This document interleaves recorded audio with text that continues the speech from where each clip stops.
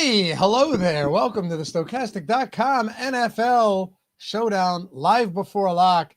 Chicago Bears, Minnesota Vikings.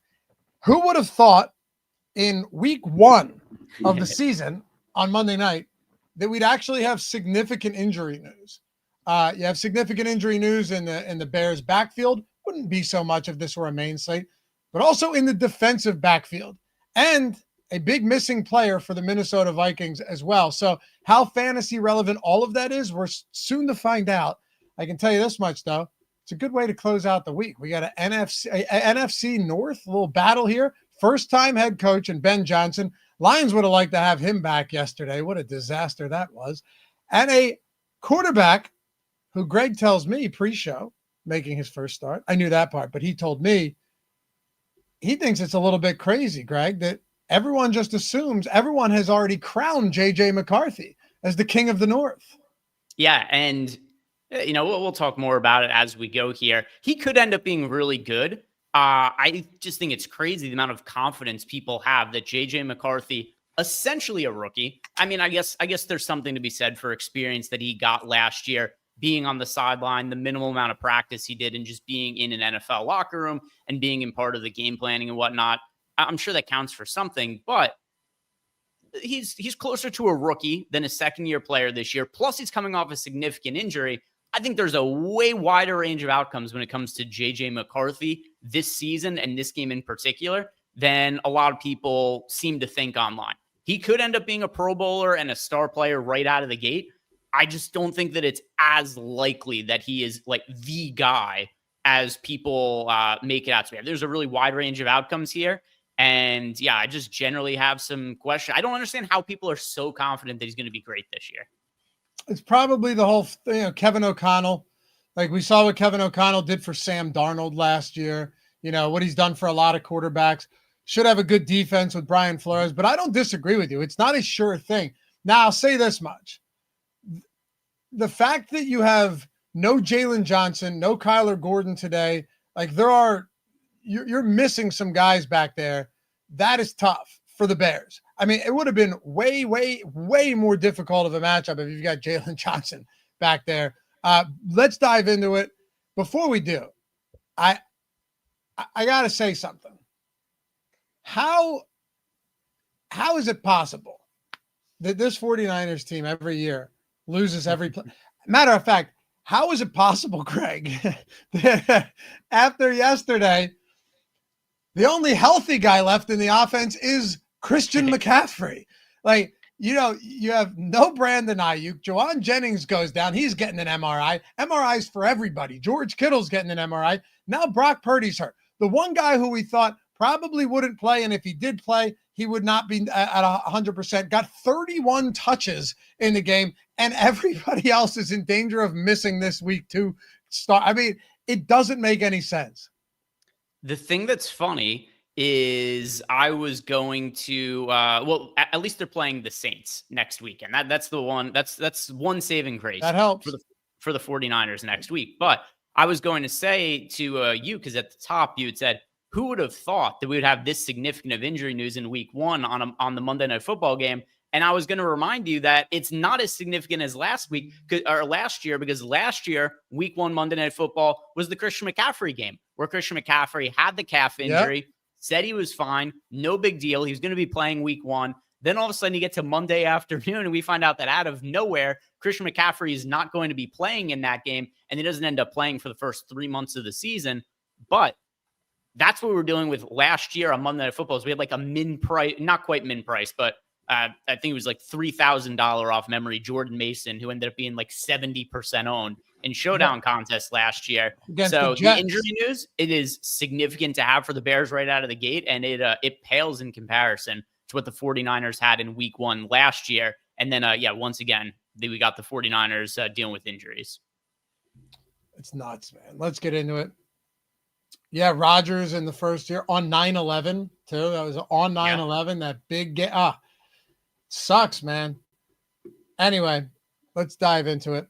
You know what I should have mentioned? How could I forget? If you haven't done so, appreciate all you guys being with us. We got over 800 so far. Take a single second, atone for your sins this fine Monday evening. Hit the thumbs up, subscribe to the channel. Let me swat these sons of bitches, man. We're going to win. We will not lose this battle, Greg. They're gone. Hit that thumbs up, subscribe. We appreciate you guys in advance.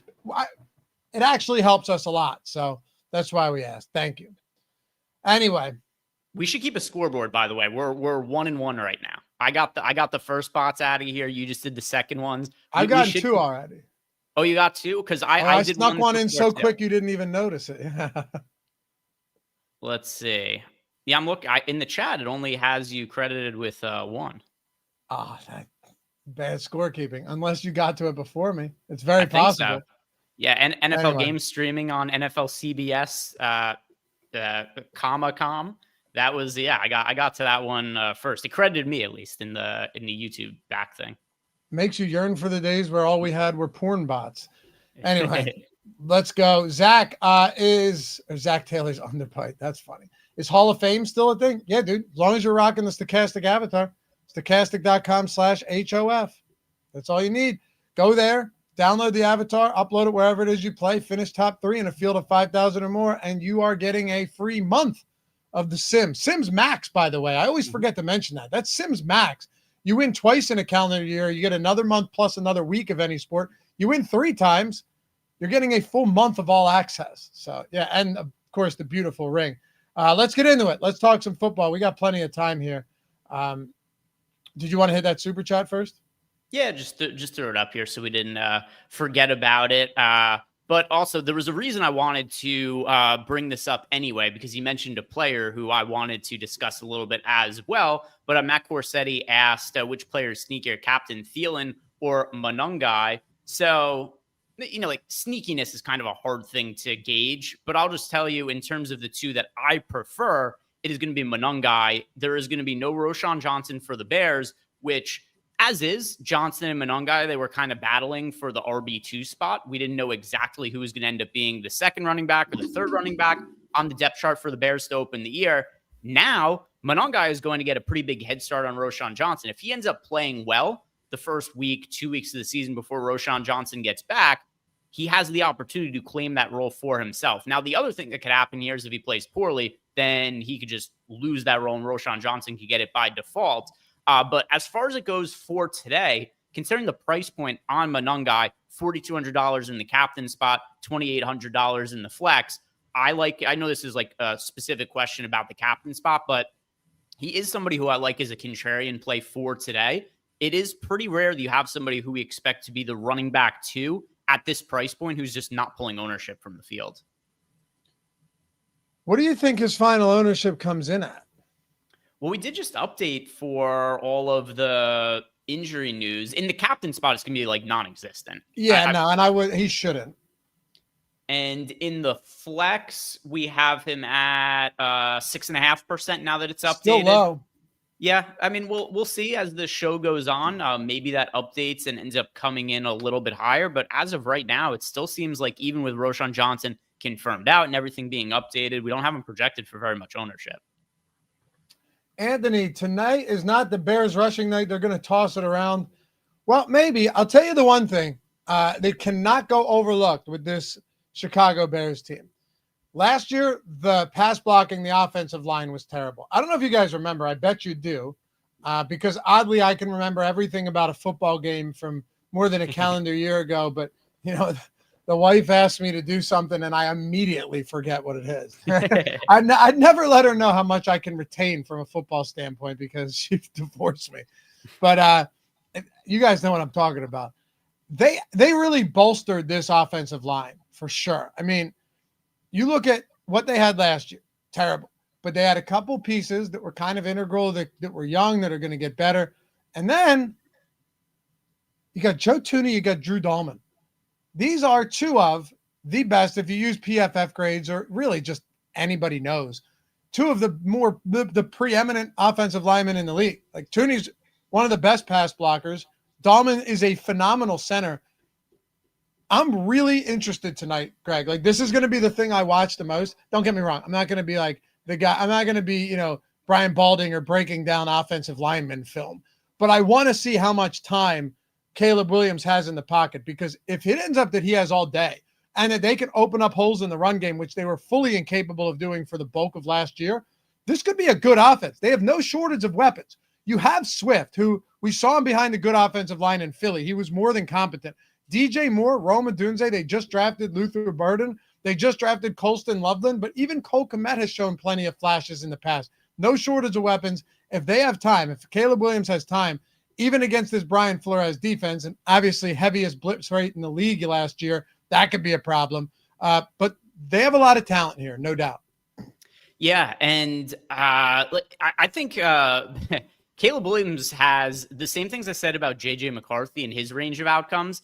I feel similarly about Caleb Williams. Did you read that story about somebody who was supposedly one of the coaches who got fired from the Bears coaching staff last year? He had nothing nice to say about Caleb Williams from last year, both in terms of his work ethic and his attitude last year. It's hard to know how much of that is 100% truth, how much of it also is just sour grapes, because this is somebody who lost his job, at least partially because of Caleb Williams, underperforming last year and the team not being great. 2 on me. So when it comes to Caleb Williams this year, he was drafted. Are you sure I didn't get that? It says Damn right it, there. Yeah, you got it. I was doing it in StreamYard. So yeah, when it comes to Caleb Williams, I think that he's tremendously talented, but there's definitely concerns about his character. It's just hard to know how real those concerns are and how much of it is people who got fired from the organization who are just like, I don't like that guy. And then it's really kind of like emphasized because of the fact that they lost their job. Right. And also, I don't even care, because you have, like, when I see something like that, I'm blaming Matt Eberflus and the coaching staff more than anybody else. You have Ben Johnson coming in. This dude's a stud. I am a believer in Ben Johnson. I'm a believer in this offense. And you know what? I could look real dumb after today, Greg. And it could just be in one of those situations where you go, God, this is brutal. By the way, 2-2. And they look bad. But I like DeAndre Swift. I like his, he's got a right now rushing plus receiving yard prop. I believe it's above 80 now, especially now that the Roschon Johnson news came out and he is sidelined. So let's see. Rushing plus receiving yards for DeAndre Swift is, 79. And that is nuts. I don't know if these are stale or if they're accurate, but DraftKings is at 79.5, FanDuel's at 75.5, and BetMGM's at 69.5 for rushing plus receiving. All over the place. That is all Dude, over. If I'm on, I might even consider trying the middle of that. That's a 10-yard middle right there. It's tough too with a number that big. I wouldn't, but I'd be leaning over 69.5 before I went to the under 79.5. And the reason I say that is because I think Swift is going to be involved. Ben Johnson, Greg, was his offensive coordinator in 2022 in Detroit. And he was averaging, almost 30 receiving yards per game. Like, he was pretty decent. And I think I think Jeff Matthews, Ben Johnson benched Swift his first year in Detroit. His first year, Ben Johnson wasn't the offensive coordinator until 2022. But besides the point, he had a decent enough season, and I think in this offense with a bolstered offensive line, I like him. The question I have for you, though, isn't whether or not you like Swift, but do you like Swift enough to say, hey, I prefer him over Aaron Jones, who is $1,400 less expensive, but also has a much bigger threat in Jordan Mason breathing down his neck? The truth is, though, the way you and I talk about Monangai, you don't know. Like Jordan Mason, all the hype surrounding Jordan, for all we know, because how he's going to be the goal line back, for all we know, Jordan Mason gets, and I'm not saying this will happen, but it's Showdown. You have to consider all possibilities. What if he just doesn't get a big workload today? Yeah. So I do like DeAndre Swift more than Aaron Jones. And the primary reason is what you said before. So I also like Monangai on the low end as a punt option, particularly because his ownership isn't all that high. But there is a scenario here where maybe for Monangai, the coaching staff doesn't totally believe in him. They were planning on Roschon Johnson being the RB2. And then with Roschon Johnson out, they might just say, hey, DeAndre Swift, you're just going to play a shit ton today. You're going to be on the field Definitely. for, 90% of the snaps. You're going to be the goal line back. You're going to be involved in just about every single play. Whereas you kind of nailed it already with Aaron Jones. The odds of Aaron Jones getting a larger snap share than DeAndre Swift, that is very unlikely to me. It's heavily unlikely. Swift, you would think, given his props, looks as good as any running back, better than the others, because I at least have I have some confidence. I accidentally put that on the screen. So it is 3-3, but that should be like negative points for you. You're further amplifying them. Dude, I think it might be stuck on the screen now. Hold on. Let me make sure. Let me see if I can get, okay, there we go. I couldn't remove it because he was gone. Now I like all of them though. I'm actually, I'm perfectly fine with going to Swift and Aaron Jones in lineups. And we're seeing it right now. Like, pull up our captain, but you've got 34% Aaron Jones, 31% Swift in the flex spot. Swift is 9% at captain. We have Aaron Jones at 7%. We've got these guys really close today. And then, like you mentioned, we have some Monangai as well. How much were we getting to him at flex?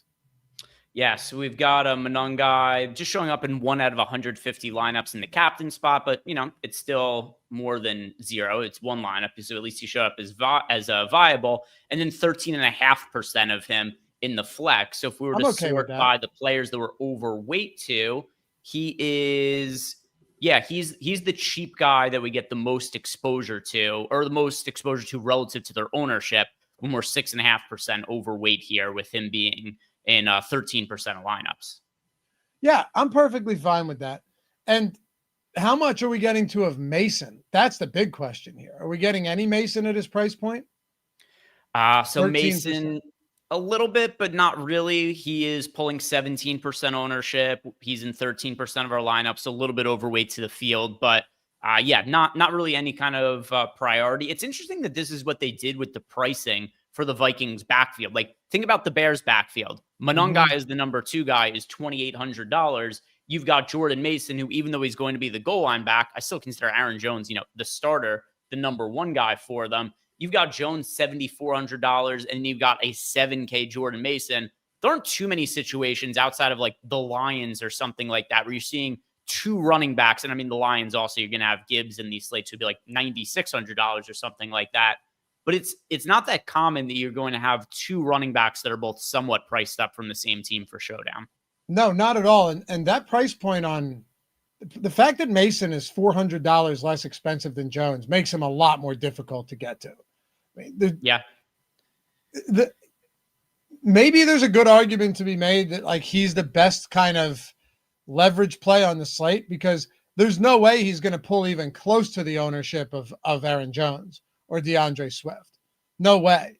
But let's talk about realistic scenarios here. And for you guys in chat, let me know where you're at on this too. I'm genuinely curious. But like, if you had to say, what do you actually think the breakdown would be here between these guys? They're barring an injury in week 1, it seems very difficult for me to think that there's any real way that Aaron Jones gets less work than Mason. Now, if you look at the props, ESPN, not exactly a sharp source, but they have Jones at 11.5 and Mason at 10.5. But then you got BetMGM 12.5 on Jones. Same with Caesars, 12.5, and then 9.5 on Mason. Same with DraftKings and FanDuel at 12.5 and 9.5. So the only one with a small split there is ESPN. The others all have 12.5 and 9.5. And then you start talking about receiving yards. Let's not forget that Aaron Jones is a quality pass catching back. I think he's actually, when given the opportunity, one of the best pass catching backs in football. Explosive, good after the catch. He's at 16, 17.5.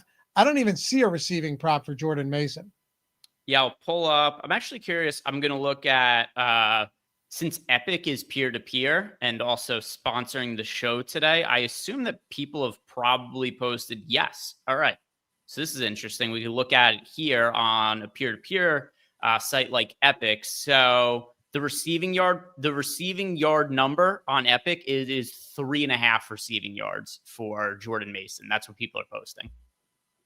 Really? Epic has it at 3.5. That's what's awesome about those peer-to-peer play apps, man.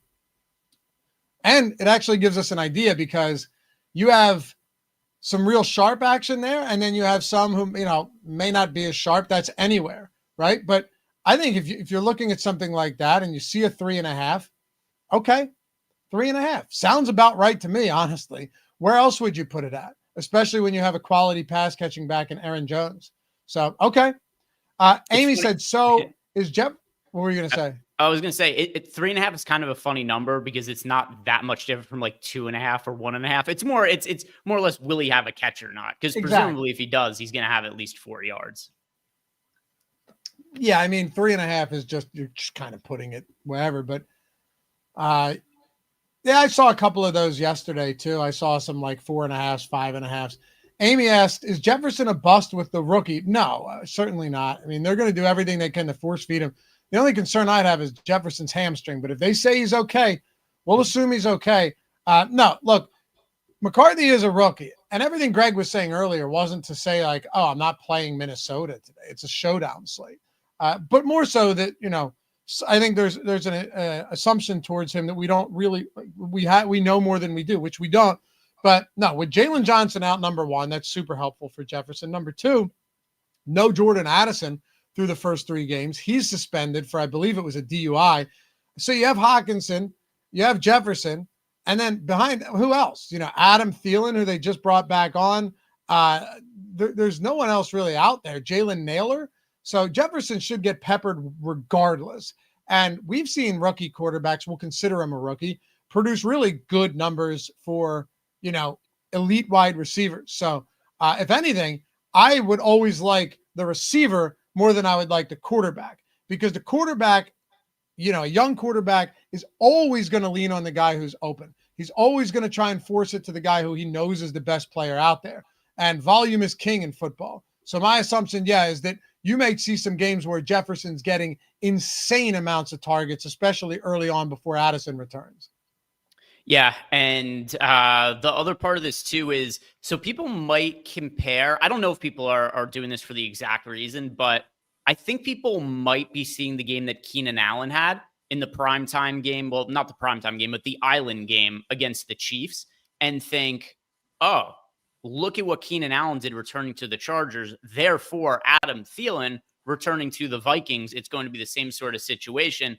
To be the biggest difference, though, is that when Keenan Allen had all that success in the past with the Chargers, it was with Justin Herbert. It was the same wide receiver to QB combination. It's not to say that Thielen can't have success with the Vikings, but it's also going to be a totally different scenario where he's going to now be playing with J.J. McCarthy, who nobody has caught footballs from in an NFL game. So when it comes to Adam Thielen and J.J. McCarthy, they don't really have that same rapport. It's not like you get some sort of, magic juice just because you're wearing the same colored jersey that you used to wear. I do think that Keenan Allen having that rapport with Justin Herbert in the past was the main reason why.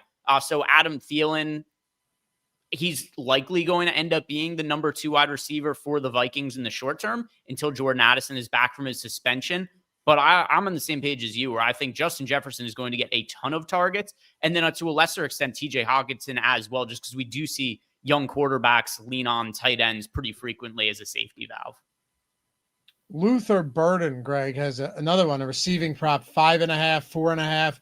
Caesars is at 9.5, but I assume they don't even offer an under there from what I'm seeing on the live odds tool. Maybe they do. That's another one. Like, what are you supposed to do with that, right? It's at 4.5, 5.5. But I did notice that we were getting some exposure to him in the tools, in the sims. Yeah, so Luther Burden, let's see, what is he showing up in? He's very, very low owned. We've got him pulling sub 1% ownership, but he's showing up in 8% of lineups. He's not quite as cheap as somebody like Monungai, but at $4,600, he was reasonably highly drafted. I do think he's going to have some opportunity today. If you're playing 1 or 2 lineups, he wouldn't be my favorite choice just because the Bears are pretty deep at wide receiver. So I think he's going to be on the field a little bit. He'll get an opportunity to play. But I don't know what his upside really is. Not somebody who I want to take too many shots on. Me neither. If you want to give me 8%, if you're playing 150 lineups, go for it. But aside from that, I'm not looking to get. Plus, he's not cheap. He's not even a punt option. He's in the mid 4K range. Yeah. I would rather go in that range. There's no question that I would rather go Cole Kmet there. I would rather give me a 4K Cole Kmet, give me a $4,400 Adam Thielen over Luther Burden. You know what? Give me Jalen Naylor over Burden. See how much we're getting of those guys, because right now, in my mind, I like Thielen, Kmet, and Naylor all more than Luther Burden. We have 4% of Kmet. No, I'm the only one that thinks Kmet could come out. And in Colston Loveland's first game, knowing that he missed a bunch of camp with that shoulder injury, there was a thought that he wouldn't even be ready for week 1, although he obviously is. I might be the only one that thinks Cole Kmet could actually come out and be semi-valuable for a showdown slate in his first game. You're not totally the only one. A bet that I did post to Tails, I did bet Cole Kmet over 11.5 receiving yards. So I put over 10.5 on there, but in a parlay. Okay. There we go. Yeah. So I do have a Cole Kmet bet. By the way, if you guys want more bets from Loughy, and I just go over to tails.bet, you can follow both of us for free. So it's 100% free. There's no reason to not do it. You just follow us. There's no cost to it at all. We got a Tails app you could download as well. Get notifications turned on. We post bets, get sent right to your phone. So that is definitely something totally free that you could be taking advantage of. But yeah, looking through here, we have them showing up pretty comparably in the Sims, Loughy. Naylor in 7% of lineups. Kmet was showing up in 4% of lineups. Burden in 8%. So the Sims aren't really differentiating these 3 pass catchers all that much. I guess that's fair. I'm probably going to put a little bit of a boost in on those guys just to get them, or maybe a negative boost a little bit on Burden. I'd like to get a little bit more of the, the Cole Kmets and such. I don't want a ton, but, on a slate like the other issue is, and I mentioned it to Spags this morning, by the way, you go to tails.bet or just click the links in the description. You can follow both me and Greg on there. We both posted a bunch of bets for today. Going to have a ton for this season. I posted a big ass thread on Twitter too. Check that out if you'd like, on all my takeaways from week 1. I think you'll enjoy it. Let me know if you do. Loughy_D. While you're there, Greg's at G Ehrenberg DFS. But the difference between this slate and yesterday's primetime slate, this one and Fridays, this one and Thursdays, outside of Justin Jefferson, Greg, there aren't really expensive players. And by expensive players, yeah, you got a few guys in the 9K range. There's nobody that makes it impossible to get to the guys you want to play, right? Like Swift is reasonably priced. Jones is reasonably priced. JJ McCarthy's 9K flat. Caleb's 9,200. DJ Moore, sure, 9,600. But even Rome, Rome's a good play today at $8,000. He's clearly the wide receiver 2. Might end the season as the wide receiver 1. They're not hard to get to. Yeah, and I just sorted by the salary here on screen. I mean, you see we've got by the way, Jefferson's, in my opinion, even underpriced at 10.8 in the flex spot. So Jefferson, you got him at 10.8. Then you've got $9,600 DJ Moore. The QBs aren't all that expensive, 92 and 9K. So not all that hard to get up to these guys. Also, one further thing I want to bring up about Burden before I forget, because Chris Kennedy left us a super chat, but there was no question attached to it. And then he threw his question into the YouTube chat. So just want to bring it up before I forget, because I had read that off there, and it's not favorited for us on the side in the StreamYard. But he asked a question about Luther Burden. He wants to know, what do we think his snap share is going to be? Well, 15%, something like that. Yeah, I mean, if you look at the depth chart on this team, by all approximations, you would think that Olamide Zaccheaus could get more work than Luther Burden. And you have, the snap share is definitely a feature of trying to figure all of this out. But from everything I've seen, it does appear that Zaccheaus is the one who should be getting more work. You guys can always look at props too. That's one thing I would urge you to do if you have questions in spots. There may be times where the props, especially early in the season, or where spots where there's a lot of, ambiguity, where you can attack it. No doubt about it. You see something like in the snap shares and the routes run data, attack it. Whether it's the over or the under, doesn't matter. But today you do have Zaccheaus anywhere from 20.5 to 23.5. You've got Burden on every book outside of one at 4.5 and 5.5. So, I mean, that should be the first thing you're looking at there. You look at total receptions. right? You're going to have Olamide Zaccheaus at 2.5. The under's juiced, of course, but then you're going to have Burden at 1. You're going to have Burden at 1. Or sorry, a half a reception with the overjuiced. So, if you want to look at it that way, Greg, and if you respect the prop market, then you assume that Olamide Zaccheaus is the 3 alongside Moore and Roma Dunze. You have Colston Loveland, and you have Cole Kmet, who I don't think just disappears. Do I think they try and get him a couple opportunities? Yeah, probably not enough, though, for me to feel good about it. Yeah. So, I mean, we put it up on the Sims before, too. He's showing up in some lineups, not all that many, but there are other cheaper options that I do like to go to. And I also threw it up on screen. I don't know if you saw, but your Eagles traded for Tank Bigsby. Oh, God. Tank Big. Wow. By the way, I'm a fan of Tank. For sure. Jake says Tootin season's here.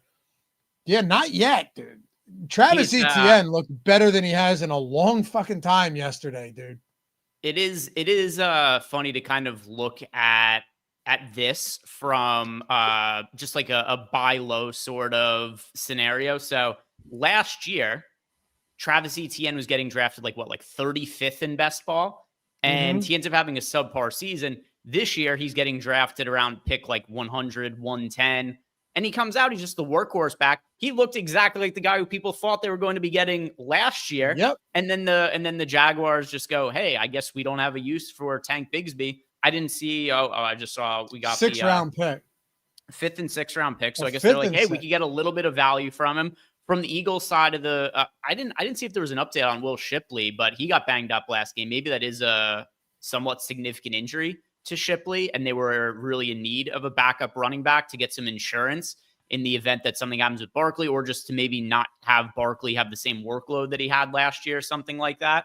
But yeah, the Eagles get a little bit of extra running back at depth, and Bigsby was decent last year when he got extended playing time. But yeah, very rare that you get a trade of fantasy interest right after the first game of the season. Yeah, I actually think Bigsby's pretty good. I'll take it.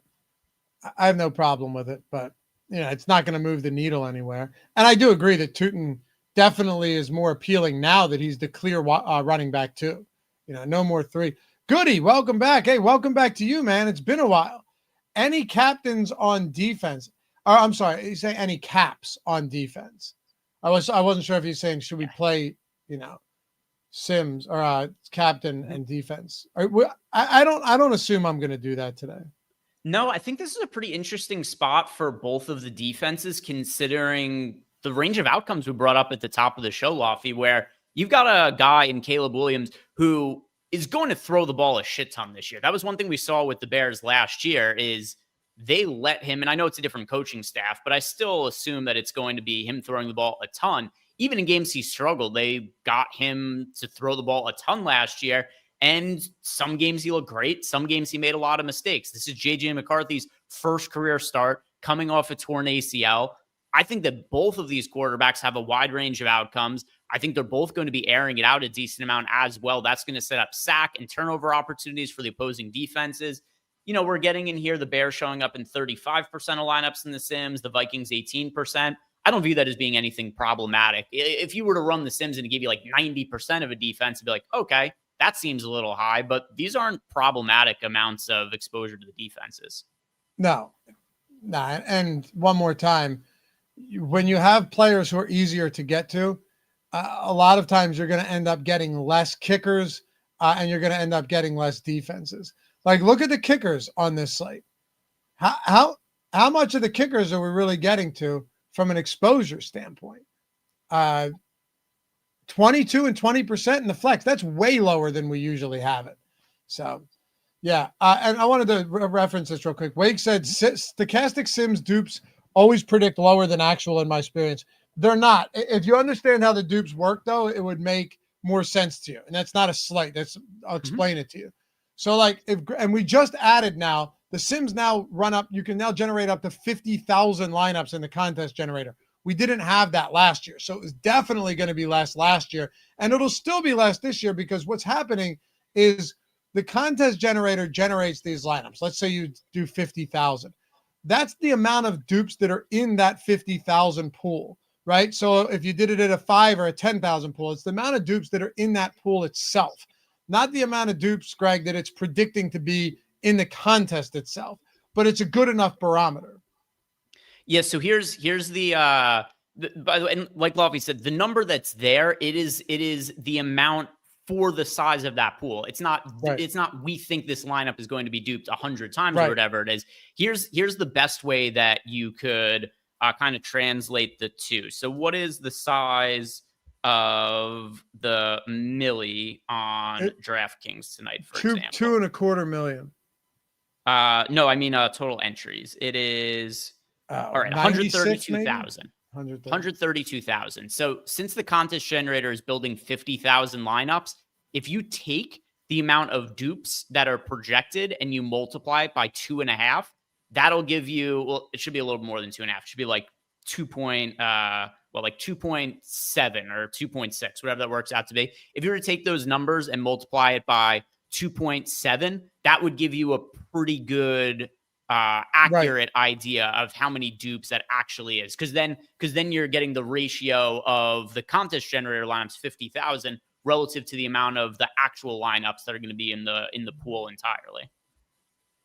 By the way, Greg, this is the last day for people to take advantage of the promos. I mean, literally the final 4 hours. Even if you don't use them for this slate, you're still going to have an entire month, 30% off any Sims package for NFL, core or max, 30% off of that. So if you haven't done it yet and you've been on the fence and you're thinking, man, when am I gonna, well, here's your opportunity to make it happen. 30% off any of the links in the description for that one and for this one. 10% off the entire year, full annual package. It's already 19% discounted if you were to be paying that over monthly. Now you're taking another 10% off. Say it every time. Not for everybody, but if you're someone that intends on using the tools all season long, this is the way to go. Both of those links will get you straight in. You don't have to put the promo in. It auto loads for you. Last year, we had 3 milli makers using the Sims tool, which is really remarkable given that there aren't that many millis, and we had so many other big winners. Yesterday as well, our own Steve Buzzard took down 200K. The Sims were jamming Daniel Jones and those Colt stacks, jamming them with Warren and Pittman, and that ended up well. 200,000 for Steve. Here's another great one. Jerk, not a bad opener. He used the opener promo. $1 got him to the $1 promo, put him into $11,500 win on $30 in entry fees. And then here, $46,000 for that stun of one of the best, low-key best DFS players out there. So those were just from yesterday, Greg. It's probably a pretty decent time. 30% off anything on the monthly or 10% off the entire year. Yeah, and that deal, like Love said, is going to be expiring tonight because that is when week 1 ends. So if you've been considering signing up for a monthly package, this is going to be your best chance to do it at a discount. Promo code football. Swoop. No one mentioned Loveland. I don't know if that's what you're suggesting, but no, we did. And I think Loveland's viable today. I just wish he was a little bit cheaper, quite frankly. He has a 2.5 receptions prop. Cole Kmet's at 1.5. You look at the receiving yards here. And again, this is a lot of guesswork. There's a lot of guesswork in week 1. We don't know what the snap share is going to look like. We don't know what the target share is going to look like. 25.5 yards for Loveland, and then 16.5 for Cole Kmet. So we get a little CLV there. That's nice, Greg. Actually, 6 yards of CLV is pretty damn nice. If it materializes into anything, who knows? But I'd probably go Loveland over Kmet at the respective price points. I like that bet on Kmet, but I think both of them are fine here. I really do. There isn't that much value. You could go Monungai. You could go Kmet. Do you mind sorting just by salary here to see what our value options actually look like? Yeah. So on the low end, here are the ones that are showing up. And then also, I pulled it up on Epic, and Loveland's receiving yard number, it's 25.5. So I agree with you. I prefer Loveland to Kmet. The way I view both of these guys, though, I don't want to prioritize them. It's more so you get in the scenario, especially if you hand build, you get to a point where it's like, hey, I've got $6,000 left on the table. And then it's just, you usually get in that situation, you got 2, 3, 4 guys to choose from, I'm cool with Loveland being the guy in that scenario. But he's not somebody who I'm like, oh, I'm starting my lineup with Loveland because I need to have him in. It's No, like of he's course fine not. as like a last man in sort of guy. That's how I feel about Komet. That's how I feel about Monungai. All of these guys. Yeah. So also, if you think you're sharp on Epic, the cool thing is that you can fade. There's a picker and a fader where these people will pick stuff and they'll select their own, and it could be a parlay, it could be a straight. You can go in the fader and see everybody's slips and match them because it's peer to peer. And you know what that means is that you can go in and find some, yeah, well, we won't call them dummies, but maybe some less educated people, Greg, and you can fade those. And you could just, I was actually thinking about it today. I was thinking, should I just go down the list and blindly fade everything? Like, I certainly wouldn't do it on sports I don't know, but I think you're going to see a lot where it's like 5 under or overs or 4 overs on, negatively correlated plays. If you haven't checked it out yet, the app is awesome. It's seamless, 100% deposit bonus up to $50. Just use code ODDS1 and check it out. It's available in 38 states, by the way, friends. So if you're like me in Pennsylvania where you can't play pick'em usually, well, the peer-to-peer aspect of this makes it a skill game. And that means we can. So check it out over at Epic. 100% deposit bonus, ODDS1 code up to $50. And they have tournaments in 50-50s as well, which is really cool. Kind of like pick six style, but it's all peer-to-peer, all of it, including the pick'em stuff. All right, two things I want to do. Let's look at the value, and then for everyone still hanging out, let's sort by our most duped lineups and see what maybe we want to stay away from. Sure. Also, by the way, just got an update that Tank Bigsby, the Eagles traded from, they like him as a kick returner, and that Will Shipley is going to supposedly be fine. He's not hurt. This is not related to that injury. Wow. Okay. Huh. Fascinating. Well, here we go.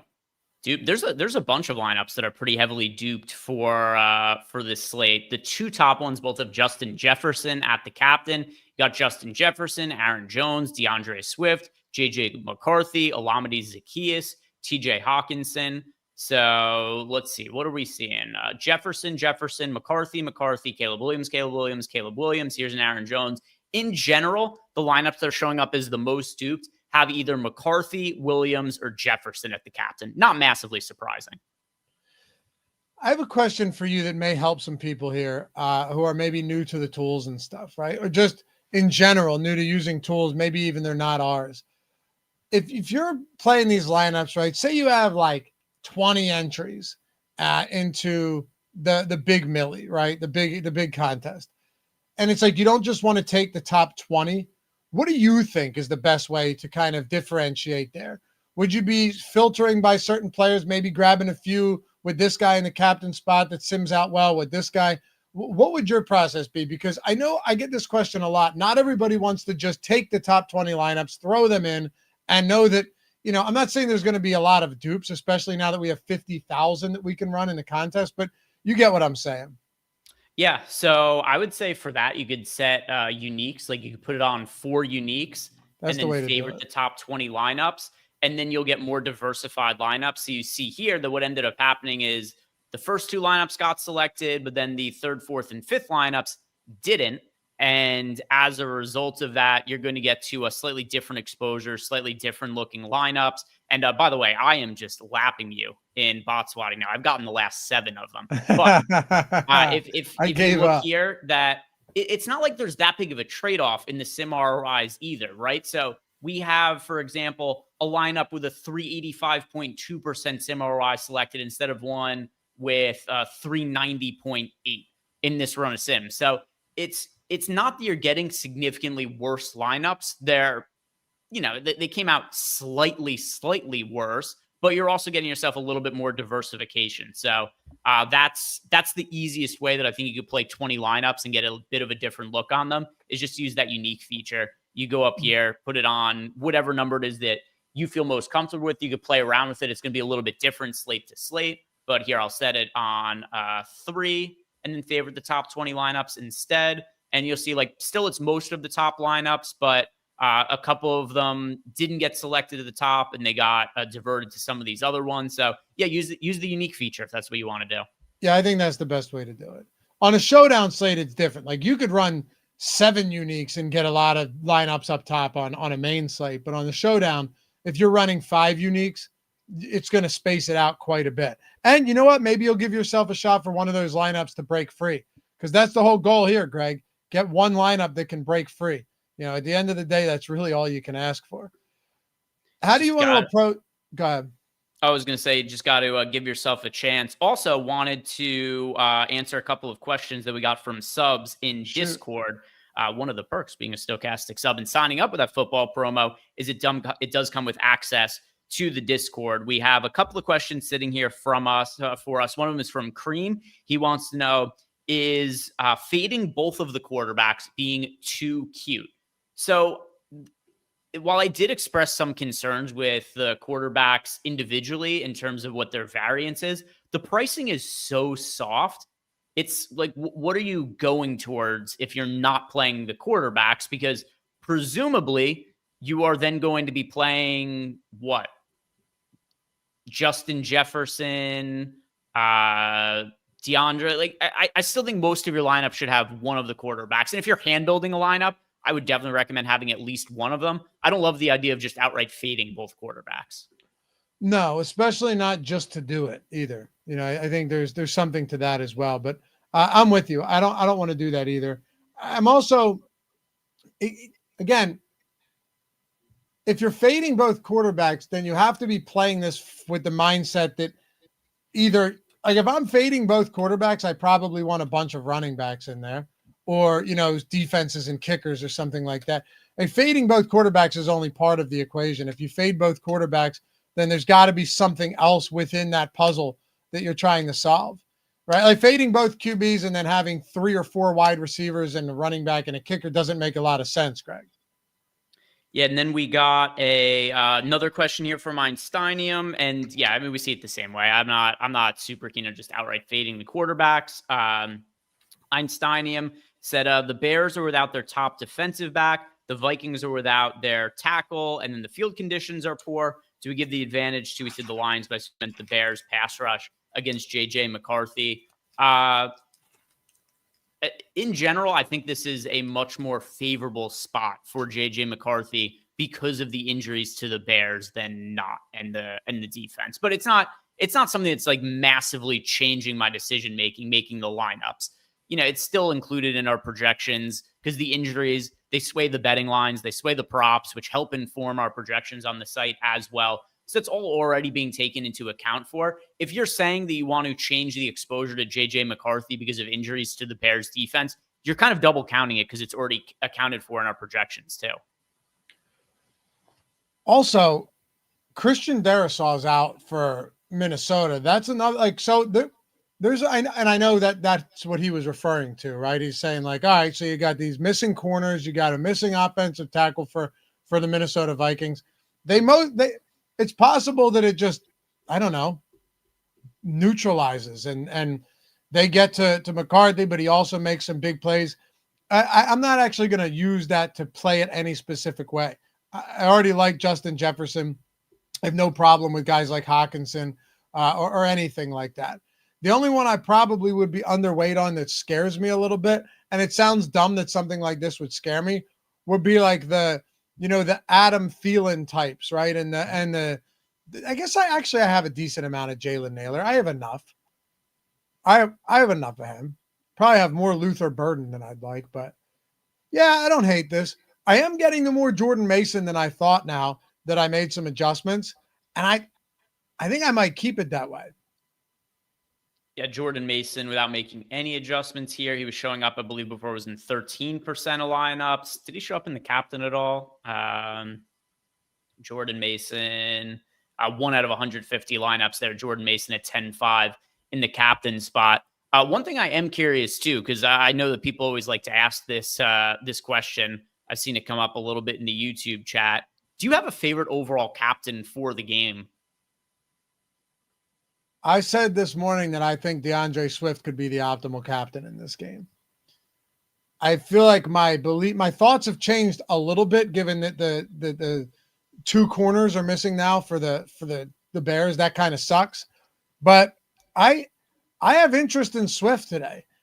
I'm going to change it though to Justin Jefferson only because I think it's very possible that with these missing pieces in Chicago, he could have his way with them. Yeah, so I am going to go with DeAndre Swift as my answer. So kind of stealing a little bit from you there. But yeah, DeAndre Swift, I like, and also I think a good way to play DeAndre Swift and be a little bit different, because I know people don't really love doing this. You could certainly play Swift and Monangai in the same lineup together. If Monangai goes out and has let's say he catches a pass for like 8 yards, maybe rushes for like 15 yards at his price point, if you get 4 or 5 fantasy points out of him, if some of the high price guys like Jefferson, the quarterbacks, would end up going off, it's not all that hard for Monangai to land in a winning lineup in that kind of scenario. Not at all. I think it's actually going to be pretty easy for it to happen. It's just, if it doesn't happen, this guy's going to end up being like, he's going to end up being not a 0, but you're going to end up getting like 1 from him or something like that. So I think that's a very real possibility as well. If you had to give me your favorite value option, receiver, running back, whether it's Burden, any of these guys, who would it be? Olamide Zaccheaus, the list goes on, right? Obviously not Mason, but Jalen Naylor, Adam Thielen, Monangai, any of those guys. Yeah, so for me, it is Monangai. I do want to check to see if we had a recent ownership update that's maybe driven up his ownership. So I'm going to refresh that on my other screen over here just to make sure none of that has changed. And I can relay it to you guys if it did. But I mean, I see the path to a decent game for Monangai. And then he is also, all right, let's see, what did his ownership end up coming in at? His final ownership is, where is he? Oh, here he is. All right. Yep, still stay the same, 6.6%. So of all of the guys who we have projected to be playing today, so meaning somebody who we have projected for like multiple fantasy points, he is the lowest ownership of all of them, 6.6%. Interesting. You think it'll really come in that low?